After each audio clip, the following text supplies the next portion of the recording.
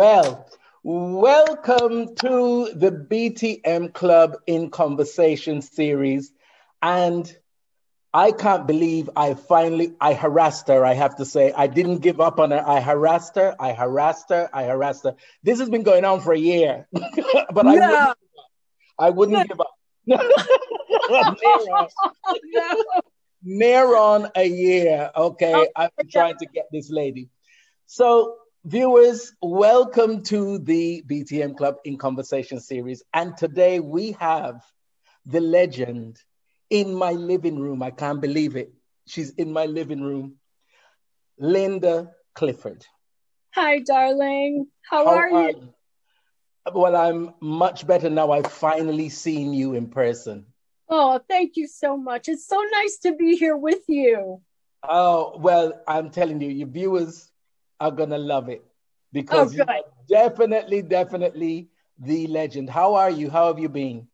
You know, actually, I've been pretty well, suffering, I think, like most people, from not keeping busy enough, trying to keep moving at all costs, moving forward. But hopefully things will be turning around soon for everybody. And so all you and all the family are healthy and safe. And we are healthy, yes. Which is the main thing, because with this major crisis, whoever's come through it is very lucky. Absolutely very lucky. Very lucky. Yeah. So how have you been spending your time? Oh dear. In confinement. In confinement. Well, I think I did what most people did, when you're not used to being at home, so you go through every room in the house and you go, oh, I need to clean this and I have to clean this closet and I have to. So I did that, for long, like for months. Until just you going out of rooms and closets. Yes, exactly. Running around like a lunatic, vacuuming everything because, of course, you can't have a cleaning lady and you didn't want to invite people into the house. Yeah. So I did that. And then I got really tired of cleaning and I said, oh, to heck with it. I'm not doing this anymore. And now I'm back to cleaning again. Oh, you're back to cleaning again? Yeah. So didn't this cycle of I just want to eat ever happen for you? Because I know the fridge was everybody's best friend during this. My refrigerator, I literally opened the door and it said, are you back again? No. What the hell do you want now? What is wrong with you? So yes, I went through that. And now I'm out every morning walking if the weather permits here. Yeah. But we're in the middle of having another snowstorm right now. So where are you in the States then? I'm confused. Chicago. Oh yeah, it's cold down there in winter. Child. Chicago is cold in winter. It is very cold. And, snow piled up as high as me in many cases. So, you have to be really careful out there. But today I didn't get to walk very far. So I'm trying to get myself, back to my fight weight. Back to, for when lockdown ends and performances start. And we have to fit into those gorgeous gowns again. Again, yes. In case somebody decides they want to see me perform, I want to be ready. That's right. Yeah. Well, you look really well, so it hasn't done you any harm. Well, thank you, sweetie. Thanks so much. You look very well indeed. So, the Linda Clifford story. New York girl originally. Yes, Brooklyn, New York. And I grew up there and started singing and performing when I was 4 years old. So, I was used to being on a stage somewhere.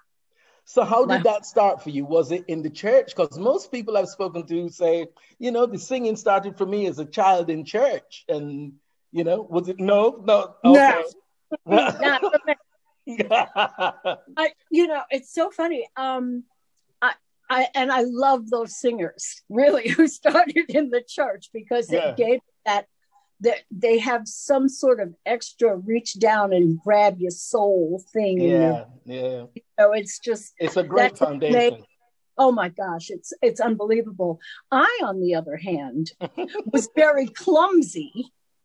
So my parents actually put me in school for dance because they said, this child is going to kill herself.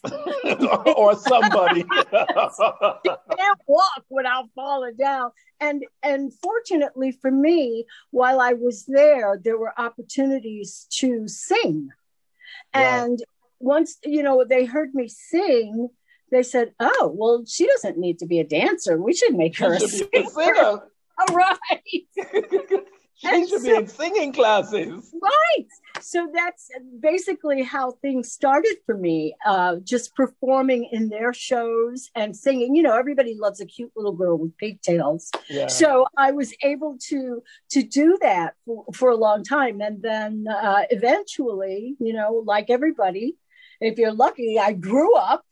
You grow up, you get boobs. You can't be that cute little girl no more with the pigtails. Yeah. You better find another angle. Okay? You gotta find another angle, exactly. And so, I thought, well, I better strengthen this voice a little bit. So that's what I did. I worked for several summers in an area in New York called the Catskill Mountains. Right, and it's a resort area where people would go for the summer, and they had cabins. Do you remember the film Dirty Dancing? I do. Well, that's where this whole thing took place for me. That's where I spent my summers performing. On that location? Exactly. Okay. So I was, I learned to sing in different languages and to play different characters. I was Carmen Miranda, Eddie Kent. I mean, just all these people. So it was a wonderful education. I can see you as Carmen Miranda, actually. Chico, chico. Yeah, plenty of fruit. And, yeah, I can see you as Carmen. Yes, it was fun. I loved it. All right. So when did singing take off for you? Because you had a little jazz band. Yes. Yes. Yes. Went from there, but go ahead. No, go ahead. This is about you, honey. You know the story. I'm only asking the questions. So. Well, you go ahead, finish your question, and then I'll just jump in. Yeah. You started in a jazz band. I did. I started. I was performing, as I said, in the Catskills, and that is where I met a wonderful group called the Jericho Jazz Singers. Okay. And, the name is a little, let's see, what's the right word? It's not quite jazz singing like Sarah Vaughan or Ella Fitzgerald, that kind of thing. But we did have a wonderful band behind us who played wonderful jazz things. We did get to sing some jazz, but we were a show band. With dancing and, performances. And we worked everywhere. It was wonderful. So that was the beginning for me of being out on the road. All right. Yeah. Yeah. What were they called, the jazz band? Because you started one yourself, didn't you? I did. Eventually, I left the group that I was with, and I started my own group, and it was a lot smaller because the Jazz Singers was a 10-piece band. Okay. My group, I had a trio, just a jazz trio and myself. Right. And we worked in Florida for quite a while, for several years, and then eventually moved to Los Angeles. So, here I was all of a sudden, traveling around the country and seeing all these wonderful things and meeting different types of people, a little girl from Brooklyn, and learning more about the world and what was going on out there. So that was incredible for me. So you really traveled all over America living, and because, you were started in New York and ended up in Los Angeles, and now you're in Chicago. Exactly. And I think that during that period when I had that trio, we literally hit almost every state. We spent quite a bit of time actually in Alaska. We used to go to Anchorage, Alaska. There were 2 clubs that we worked there, and at least 4 times a year we were in Alaska. Right. So there was quite a bit of travel. Which really was not always good, by the way. But I mean, I guess yes, that whole touring thing can be a bit of a nightmare unless you've really got a big record company behind you paying for everything for you to travel in comfort. Exactly. And, here we were, just a trio and myself, we're driving around in a beat up old Chevy station wagon. Getting dressed in the back seat of the car. All the clothes thrown in the trunk in the back. Exactly. Trying to arrive on time so we didn't get docked our pay. And look fabulous. In spite of all of that. In spite of all of that, yes. And look fabulous. Now, as if that singing career was not enough, because I've done my research a little bit anyway. You were an actress. A little, just a little. And in two of my favorite movies. So now I have to go back and scour those movies to see you, because I don't know how I missed you. And I mean, I have seen the Sweet Charity. Sweet Charity, yes. With Miss McLean. Yes. And the other one was the Boston Strangler. Okay. You are not going to find me in the Boston Strangler because I was a corpse. That was my big acting job. I got to lie underneath a sheet and play dead. Stop it. No wonder I missed you. I thought you were going to say, well, I ended up on the cutting room floor. They edited my part out. That would be a nicer story, wouldn't it? Actually, I did manage to get in a few scenes, but the lines that I had were not used in the film. I was in several scenes with, oh my gosh, who were the stars? Tony Curtis and Henry Fonda. Henry Fonda, right. Henry Fonda. I had like 3 scenes with Henry, and he was such a delightful person, really a delightful man. So at one point, I was a nurse at a hospital that they were going to. So going up and down the stairs, you might see me doing that up and down the stairs 20 times, while they reshoot one scene. And then I think there was another scene out on the street somewhere. So, at this point, I don't even remember. It's been so long ago. It's so long ago. Oh. So the singing, the dancing led to singing, and the singing led to acting. Being dead, yes. So you thought, well, still my singing was better than my dancing. Yeah. So my singing was better than my acting. Sure. Yes. That's exactly right. So did you give up because you were bored with acting and thought, no, singing's really my thing, or were you disillusioned with it? I think a little bit of both. Yeah. I didn't necessarily give up. I think I just focused more on the singing end and the performing end, because thank you for that, honey. We're very grateful. Thank you. But that's where I felt the most comfortable. And when you sit down and you go see a movie and you watch the whole thing through, you think, oh, that was really good. But you don't realize that maybe one scene out of that movie was shot 20, 30 times. Yeah. And depending on who your director is, sometimes, it gets crazy. And, sitting on a bus when it's 10 below zero, eating donuts and drinking coffee all day, waiting for your scene to be shot is not. So you've been sitting there for 6 hours. Right. And then they come out and be fresh. I'm like, what? So, that was not something that I enjoyed. And of course, I was very young at the time. And, when you're young, you're a little impatient and you want, you think everything's going to go like this. Just like that. Yeah. Right. And I do understand the film industry a lot better now. So, so I think I would look at it entirely differently if I were involved. But at that time, I was like, oh, I can't do this. I got to go sing. You know? Well, I think that's what the deciding factor is, because even in singing, in your singing career, you had your ups and downs. Do you know what I mean? As you said, you were driving around in the beat-up car, Right. but you were prepared to do that because your real love and passion was singing.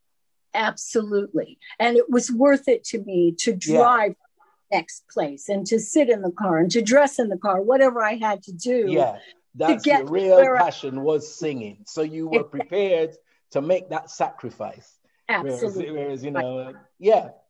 Yes. It's exactly that.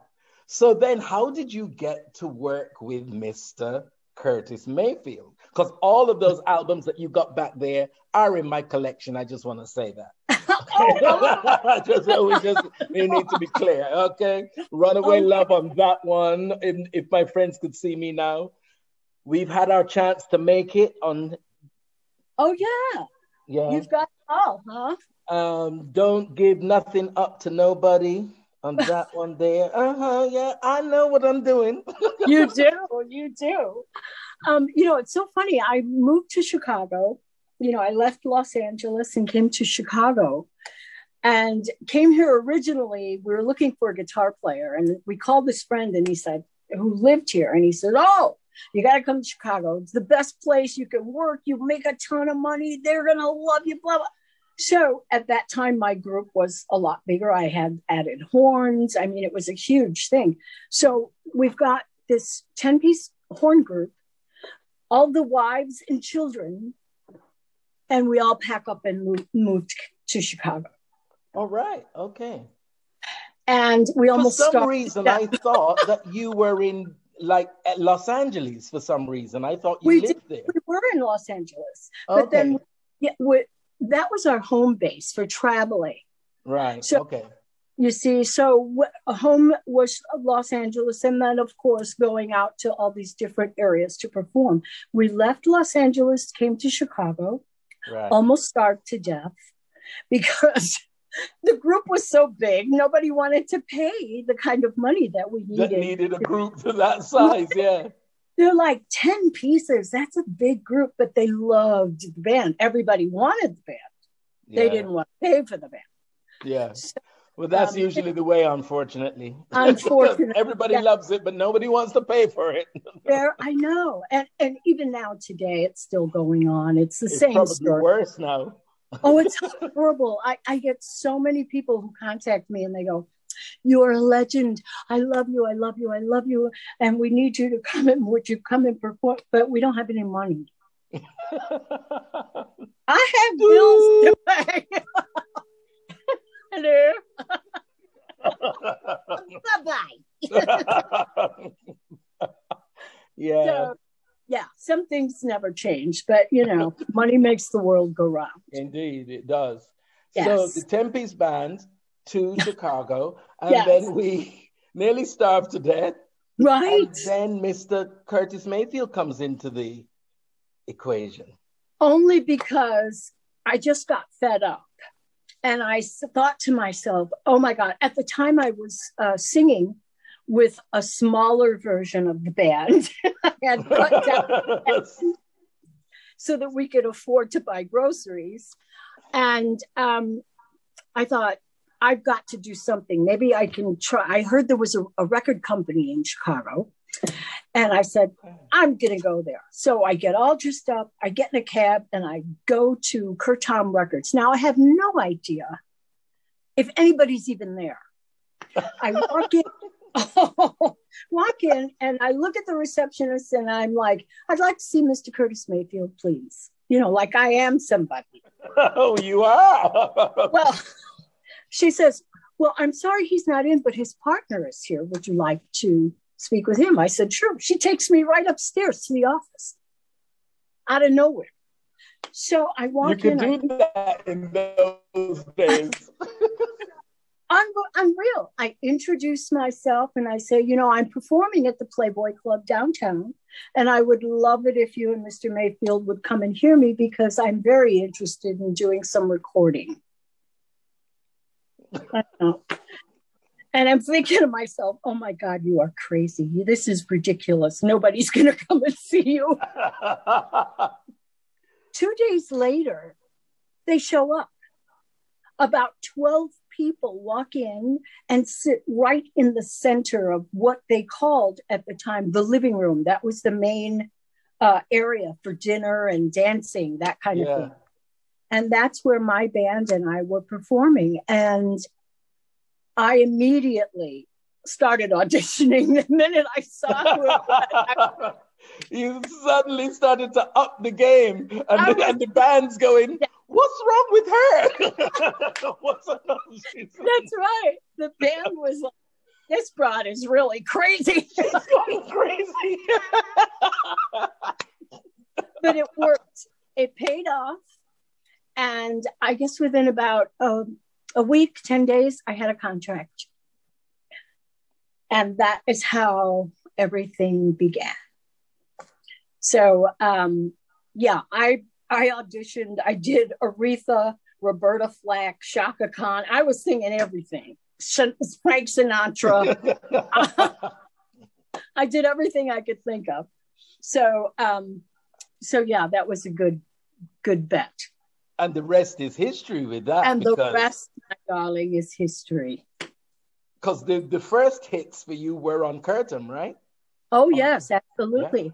Yeah. In fact, almost everything I did was really on Curtom and then affiliated with another major label like Warner Brothers, Capitol Records, RSO. RSO, that's the one I recognize and remember. Right. And that was the Bee Gees label. Yeah. So, that's right. Right. So we were on there. Right there, guys. I hope you're paying attention. You're getting it directly from the legend's mouth. You hear it? Okay. Pay attention. Yeah.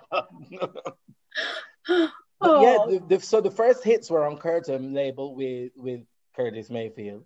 Right. Which is You Are, If My Friends Could See You Now. You Are is pretty special though, isn't it? That's an amazing song. It really is. And, actually Curtis recorded that song first. Yeah. Then we did it together. And then I did my own version. So it just never. Because I remember you did a duet of it as well. It's like it was recorded 3 times. He did his, you did a duet with him, and then you did your own version. Exactly. Yeah.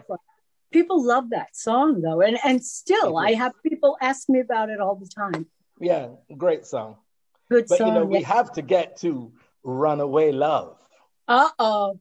That is just the ultimate. It is still an anthem to this day.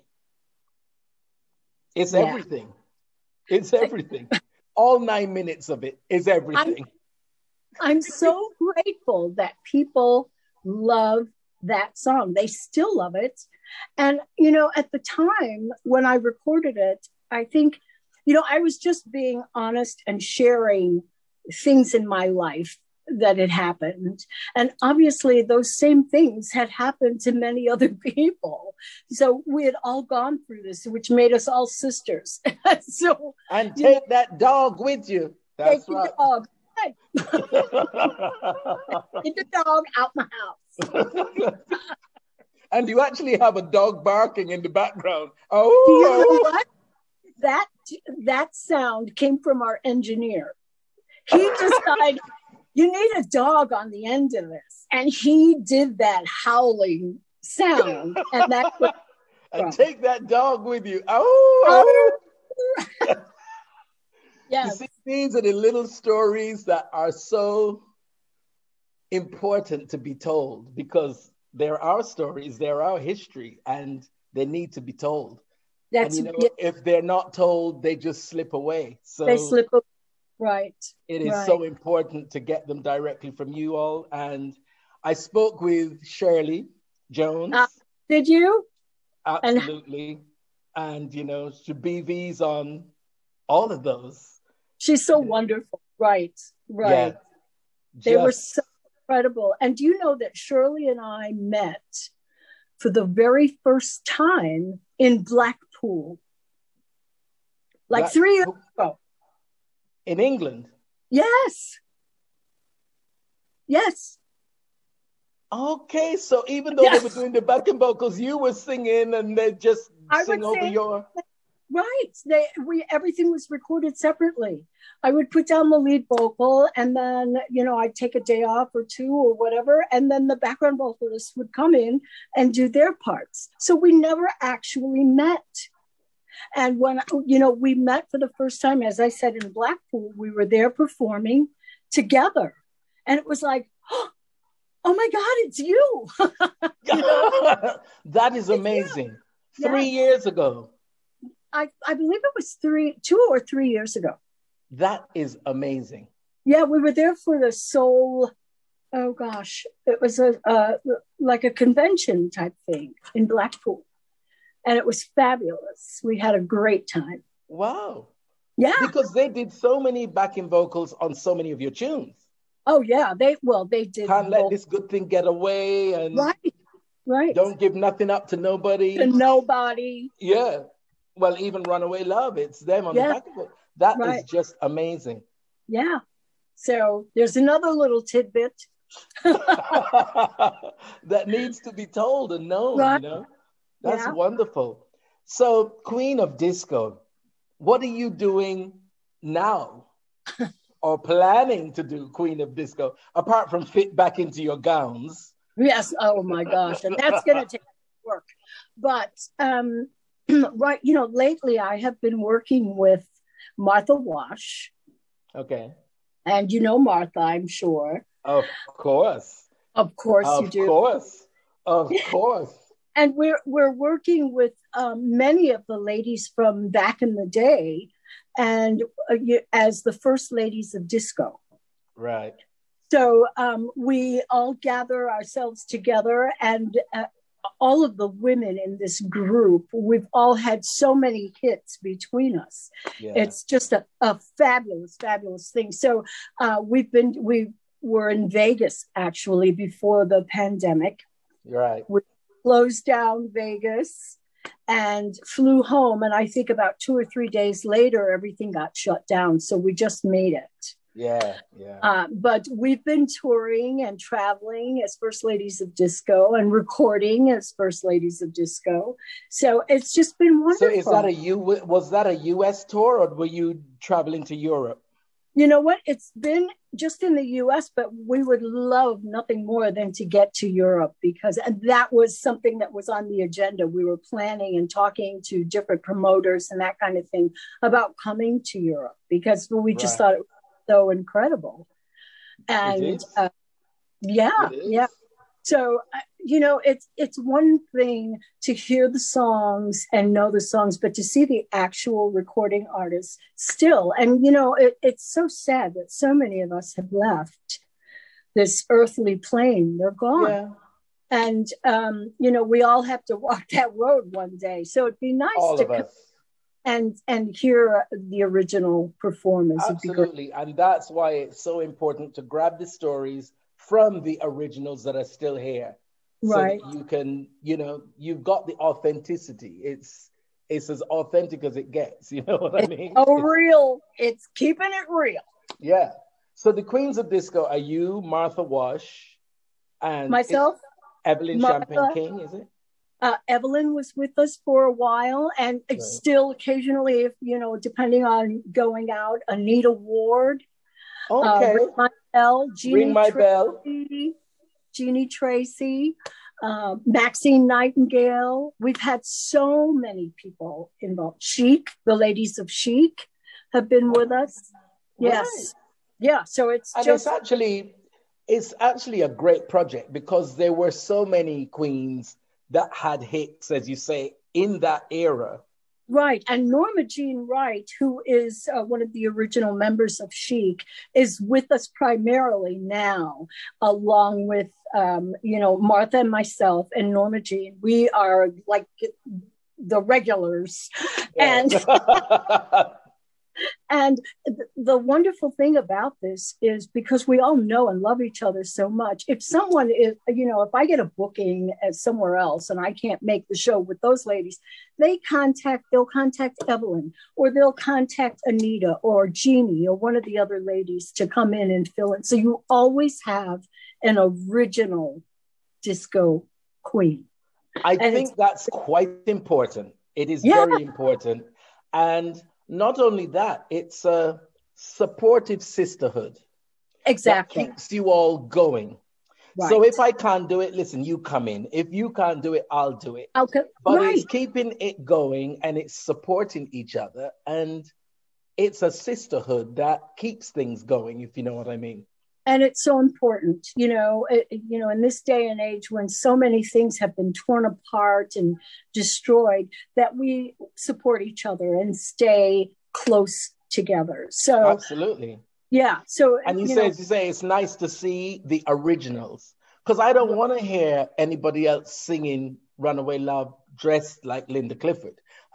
You know what I mean? I can do that myself. I know all the words, and I even know, you know what I mean? I can put on a wig and do that myself. So right. There you go. I don't want to hear somebody else doing a Linda Clifford tribute, I want to hear Linda Clifford. I want to hear Jean Carn. I want to hear and see them in person. Because it's also what it meant to you. It takes you back to the first times you were hearing Absolutely. I mean, you get all of that emotion, that feeling from the lyric that was written by the artist. The feeling, where you were going, who you were with, what you were wearing, what this stuff. That's right. Who you were talking about. Absolutely. Okay. So you really want to see the originals doing their thing. Right. So is America opening back up yet? Or is we are starting to. It's starting to. I think in some cases, maybe a little too fast. Right. I think that, gratefully we have the vaccines now. And now the trouble is convincing certain supporters to get the vaccine, so that this thing doesn't continue to travel around and recircle and infect other people. We have to, maintain the mask for a while, but we are starting to open slowly, surely. So, as I said, we have to all be prepared. And that's part of this business too, being ready whenever that phone call comes, be ready to go out there and do what you do. Oh, you're ready already. You're ready already. I'm ready already. Already, yeah, I mean, it is frustrating, but a lot of the artists that I've spoken to have said, well, I've spent the time not saying, oh, I'm fed up or I'm depressed or I'm bored. I've spent it creating, writing, and still recording. And as the music industry has changed now, most people have a little recording studio in their house. In their house. So, as Tom Brown was saying, I could go in and just talk and play and do what I have to do and not be waiting to get to a studio for however many thousands to record a track, Right. So a lot of people have said that, they've been at home and creating still. So we're very grateful to you all, because you all have got us through the pandemic. Believe me, Manny and I've been singing Runaway Love at the top of my voice with a glass of champagne. And I'm like, well, maybe this pandemic isn't that bad. Maybe it's not so bad. That's great. That's great. I'm happy to hear it. Yes. So, well, it has been an absolute pleasure.